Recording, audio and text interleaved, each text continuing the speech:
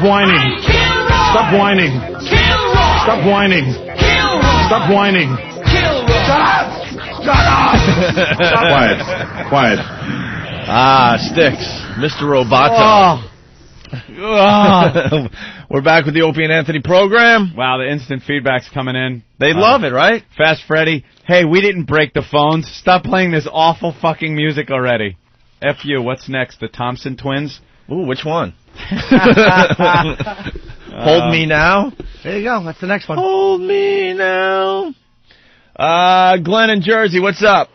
Hey, guys, how are you? Pretty good. What do you got for the show today? I just wanted to call and thank little Jimmy Norton for absolutely horrifying my wife this weekend at the Stress Factory. Oh, thank you. Now she thinks I'm some demented fuck. Why did he horrify your wife? Well, with, his brand of humor that he has. His brand of humor. Well, thank you for coming, sir. I apologize for my potty mouth. No, I loved it, but now she thinks I'm some, creep. Serial killer. Are the phones back working? How come that's working?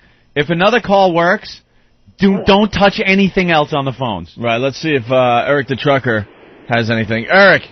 Yeah, guys. Hey, last night, I don't know if this guy got his signals crossed about where he was supposed to do his attack, but last night around about 7:30, 8 o'clock, guy calls up MLB Live, says that he's Jimmy from Houston, and that he was sitting there talking to Opie, and then he said, yeah, and you said, yeah, and everything else.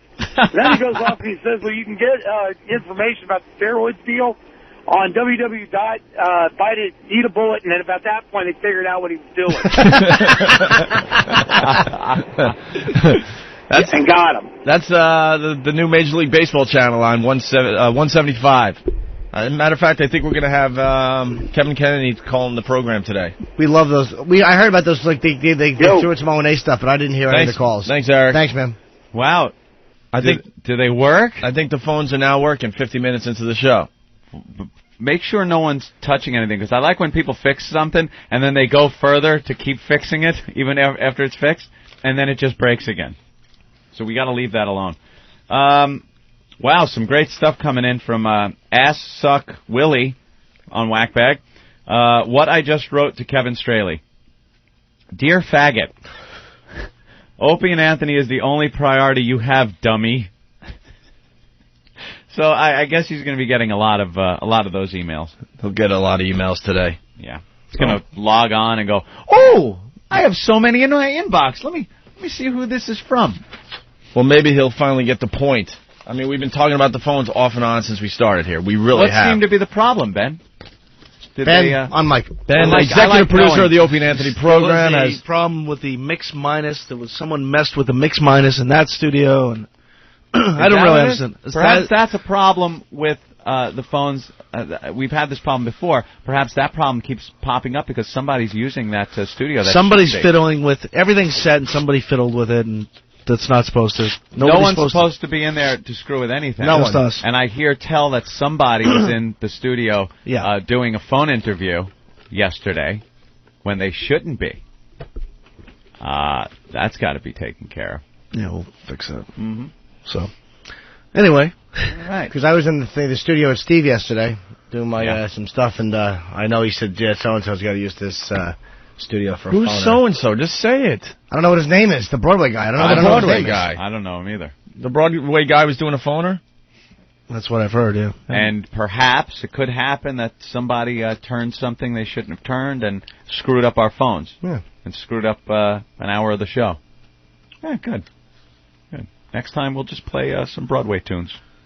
Which one you want to hear? I don't know. Something maybe from Oklahoma? Or Don't Cry For Me, Argentina. That's a favorite of mine. How about something from Jesus Christ Superstar or West Side Story? The classics. How about Bye Bye Birdie? Or something from Rent. Rent? Or how about just a song on Broadway? Play something from Rent, do some crystal meth, and have ass sex. Spread that high-speed AIDS. The great AIDS, yeah. Mm-hmm. Wow. All right, we could start segueing into a real show, I guess. Right. Yeah, Superaids hit New York. Superaids! It hit Boston. Yeah. And now the paper is reporting, yes, it has hit California. It's in California? Officials are trying to identify and find a San Diego resident who tested positive for a form of HIV similar to the aggressive drug-resistant strain discovered last week in New York City that turns into full-blown AIDS in just months. How handy that AIDS is. You don't have to sit around and wait for it. Yeah. It's the Express AIDS. The Excella of AIDS. So Superaids has made its way to California. Came down from the Fortress of Solitude. There it is. AIDS, my son. Go down and infect the planet. A big A on his shirt. Flying fist first into man's asses. And then in part 2, 3 of them come, Houston, we're here to sodomize you. Kneel before Zod and suck my dick.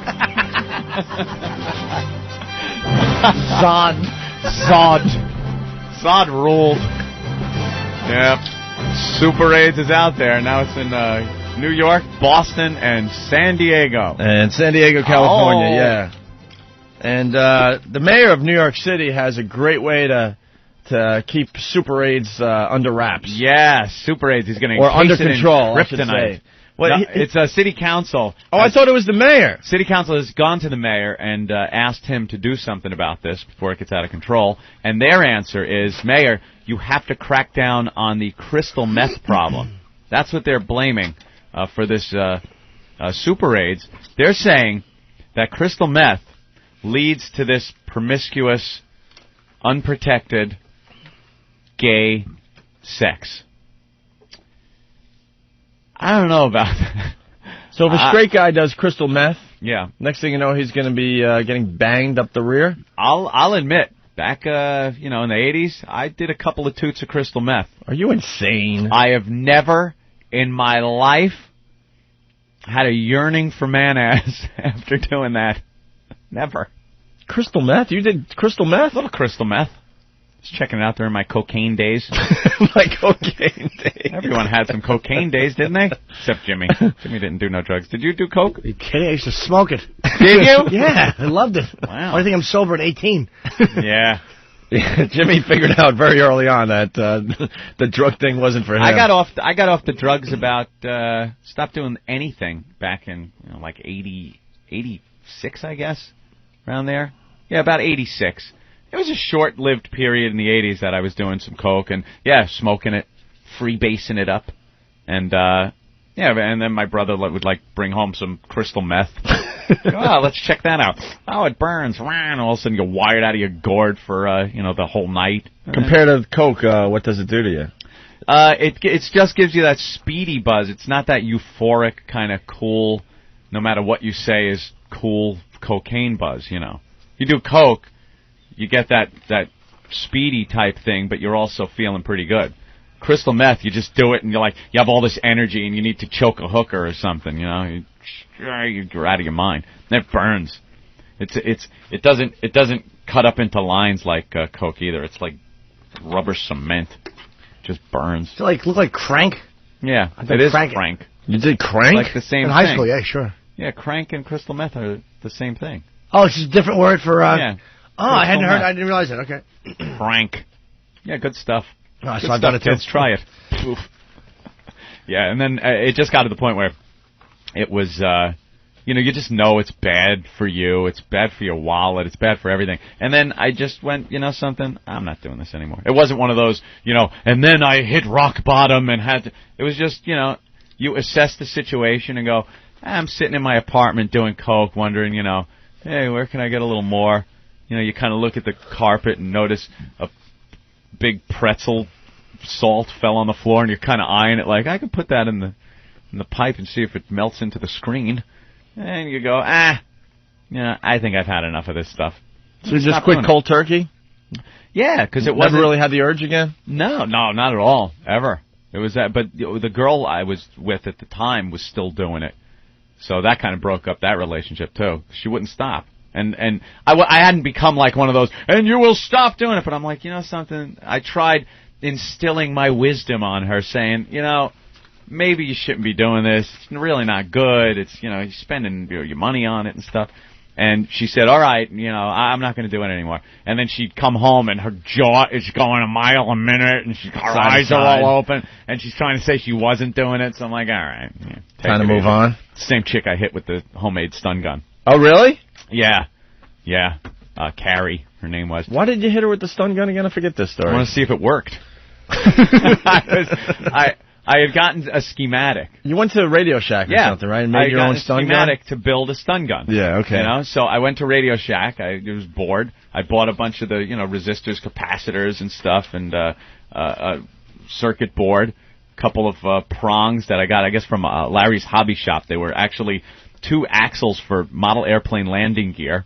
I got the plastic case from Radio Shack, the little blue cases and the buttons and stuff, and soldered it all together. And I guess I didn't have the contacts close enough together where they would arc when you hit it, because, a stun gun goes bzz, bzz, so it wouldn't arc. So I didn't know if it worked or not. So she was sitting on the couch, and I was sure if I built it, it wasn't going to work. And I kind of just touched her leg with it and hit the button. Oh, bam! She's down. She just went down. Did she flop like a fish? No. It didn't have the real power of a professional stun gun. So she didn't go out or anything like that. But it shocked the shit out of her. And she was pissed. She starts crying. I felt all bad that I hit her with the stun gun. That's insane. But there was this little bit of pride that I had that it actually worked. Of course. That I soldered it together myself, and it actually worked. What a tool. Then we did more coke. The good old days. You broke out the bag of coke and everything was okay, yeah, right? Then everything's fine again. That solved that fight. Sure. Anthony from Oceanside. What's up, Anthony? Anthony. Hey, jackass, humming to yourself. Anthony. All right. Anthony? Anthony? Opie? Opie? Anthony? Jimmy? I can't hear you guys. Anthony. I can't hear you guys. You can't hear us? Hey, jackass, humming to yourself. He's turning up. Can't hear you guys. Can't hear you. Anthony? Can't hear us? Hello? Anthony? Can't hear you guys. Opie? Can't hear you. Opie? Can't hear you. Yeah? I can't hear you. Hello? Anthony? Yeah, now I can hear you. Jesus Christ. What happened? What changed? Yeah, all I heard was like you were going to pick up my call, and that was it. I guess they're still screwing with stuff? Well, I'm so glad the phones are working. Anyway, what do you have for the show? Listen, crystal meth, I'm a druggist. I'm a pharmacist. Was invented by the slanty-eyed Jap fucks in World War II. We could thank them for all the Superaids due to the fucking crystal meth. Thank the Japs, those pricks. Wait a minute. The Japs... What do the Japs have to do with crystal meth? In World War II? In World War II. Can you listen? Yes, I can. Kamikaze pilots and all those crazy fucking warriors, they had dimethylamphetamine, which is the chemical composition of crystal meth. Yeah. What do you think? They just, for love of country and fucking rice, they were slamming into boats and buildings with those planes? No, they were all crazed. They were stoned out of their fucking minds. Look it up, man. They were all hopped up, having ass sex, and then going out and crashing into planes, into boats. And when they come into the pharmacy for fucking needles to shoot that shit up, they look like a fucking train wreck, all of them. Give me 2 syringes. All right, thank you, Anthony. All right, Anthony sounds like he's on it. But I don't get the connection between crystal meth and ass sex. Yeah, see, that's what the city council, that's what they were saying. Maybe we could get a brave homosexual to call the program and explain why crystal meth makes you want to have ass sex. A homosexual? I don't think we'll get one of those on. Why not? On just change your name and explain why crystal meth makes you want to have anal sex. Or why you wouldn't ask the guy to put a bag on just because you're a little bit rushed. I think what it does is if you are gay and you are enjoying the man-ass sex, doing some crystal meth will make you just that much more aggressive and horny for it. You know? If you're speeding out, you're kind of, it gets you horny too. I would gather, And I think it's just they act on that. Get into that. Not thinking about, they're all hopped up. They're not thinking about rubbers or anything. So you have the unprotected sex, you get the AIDS. Get the Superaids. Get the Superaids if you have, 70-plus partners. Let's go to Jim the trucker. Jim? Hello. Hey, Jim. Am I on? Yeah. Jim. Okay. I can barely hear you guys. Yeah. Kevin, you're doing a great job. Thanks. Thanks for all the help, you ass. Go ahead, Jim. Yeah, San Francisco now has the Superaids virus as well. Well, welcome. Welcome to the family, San Fran. How do you know that San Francisco also has the Superaids? There was a write-up in the newspaper about the gays in San Francisco are suing the public recs department. They're saying that they're getting AIDS from toilet seats. After further investigation, they found out they were sitting down before the other fucker was done. That old gag. All right, we might have an old hack joke. We may have a homosexual. Sauce, what's up? Hi, I'm calling about, I'm gay, and I live in Miami, and I know about the connection between dextromethamphetamine. I'm going to be a nurse, of course, and, well, basically it lowers your inhibitions, so you're going to fuck anything that moves, and that goes for straight people, too. Oh, even straight people, if they do some of this crystal meth, they will just be drawn to man-ass. No, they're not. Well, it just lowers your inhibitions, whether you're straight or gay, meaning if you're a straight guy doing crystal meth, you'll take chances with your straight sex as well, right? Exactly. Oh, I thought he meant you'd turn gay.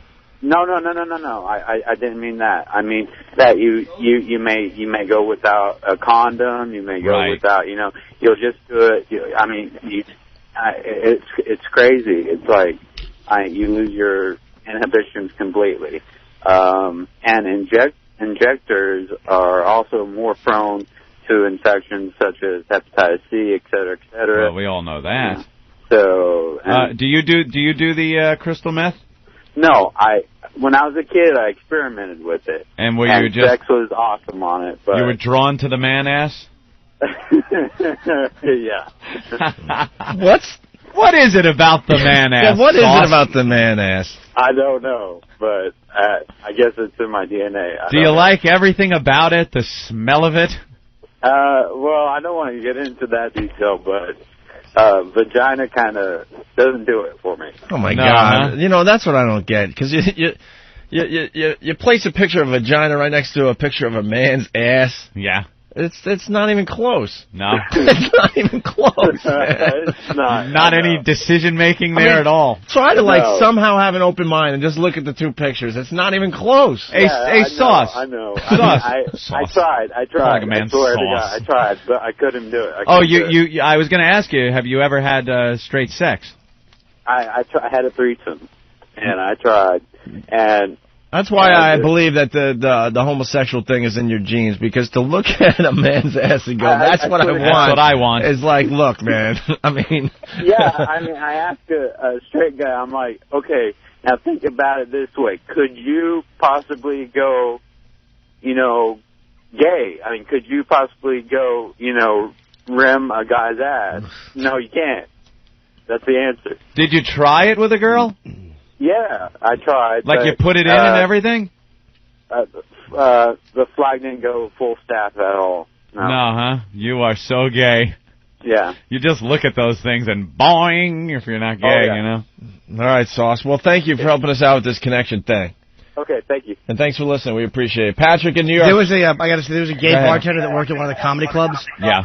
And he said that he went to Fire Island, and this other guy picked him up and was eating his cheeks, but was blowing into him like, so he would fart in the other guy's face.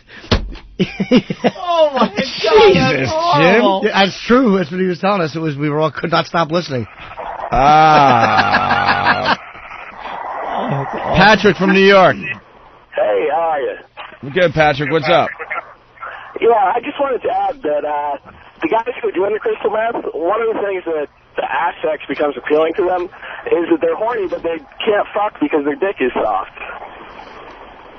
Yes. So they end up wanting to take it up the ass because they're horny, but Yeah, they can't get their own dick hard, so they look for someone else to fuck them. Wait, so if you're on the crystal meth, you got a softie? So you're going to be a bottom. Right, exactly. Oh.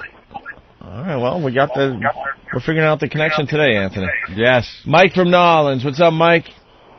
Yo, what's up? Hey. Same thing. Definitely with the meth, you are not getting a rod. There's no way. Any kind of amphetamine usually makes it so it's very hard to get a rod. But once you do, it's the whole friggin' night. You might as well be on Viagra. I never understood how guys said they would take coke and rub it on their mule to stay. I could never. It would have deadened it for me, and I would have had no desire to have sex. Who's wasting coke on their mule? Tony Montana got a mountain of it on his desk. You flop it in there. Oh yeah. You usually have a little vial. What the hell? Who's rubbing it on their mule? Oh, I've heard stories about people who've done that so they can have sex longer. And does it work? Apparently it does. I mean, for me it wouldn't. I'm so weird that I would do nothing for me. Seems like it wouldn't numb it through your skin, but... All right, Ann, why don't we take a break? We're starting to get the show back on track here, okay? Back on track? We're talking about man-ass. Well, I understand.